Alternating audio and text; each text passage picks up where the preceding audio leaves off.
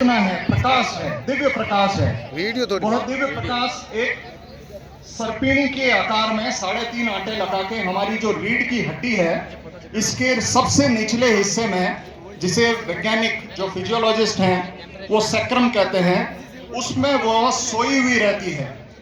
अगर पिछले जन्मों में या इस जन्मों में हमने कुछ ऐसी आराधना की है जिससे अगर वो चेतन हुई और एक मुकाम तक, एक जगह तक पहुंचकर फिर आगे साधना नहीं हुई तो रुक गई, तो वो वहीं रहती है। गुरुदेव ने हमें ये बताया फिर वो नीचे नहीं जाएगी। अगर आपने पिछले जन्मों में साधना जो जो कर ली है और वो जहां तक पहुंच गई, तो इस जन्म में आप उसी स्थान से आगे की यात्रा शुरू करोगे। आपको वापस जीरो से यात्रा करने की जरूरत नहीं है।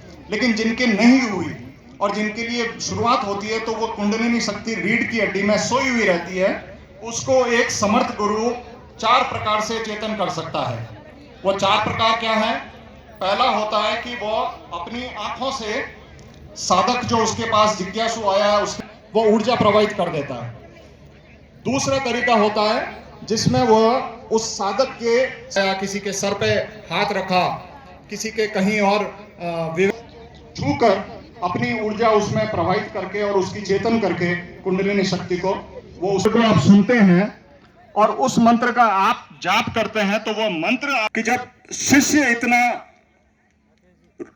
पावर से, अपनी एकाग्रता से गुरु से वो पावर ले लेता है, गुरु से वो शक्ति ले लेता है। जैसे द्रोणाचार्य 15 लोग मेरे साथ कमरे में बैठे हो तो मैं आप सबको देख भी पा रहा हूँ, आपको आशीर्वाद भी दे सकता हूँ। मैदान में लोग, बड़ा कार्यक्रम हुआ तो मेरे ख्याल से 50,000 लोग बैठे हुए थे।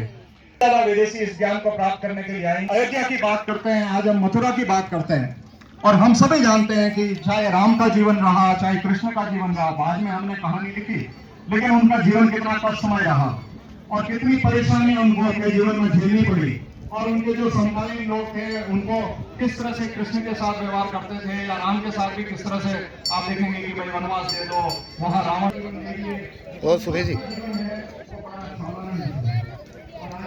कहा पूरा चेतन कर दिया।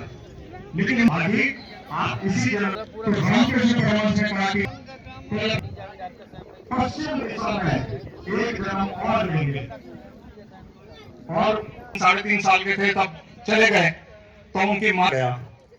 आश्चर्य की बात है कि ये एक अखबार की कटिया 33 का एक साल ऐसा है कि वो बच्चा डूब जाए लेकिन धरती में अपना मुंह खोल देगी और वो पूरा पानी पी जाएगी। आप समझिए कि गुरुदेव ने ये कहा कि तो बाइबल में, यहूदियों की बाइबल में ये कैसे लिखा गया कि जब वो आएगा तो वो धरती फटेगा। लेकिन गुरुदेव ने कहा कि चूंकि मैं जाना पड़ा, वहां रह के पढ़ाई की और फिर कुछ नौकरियां की, फिर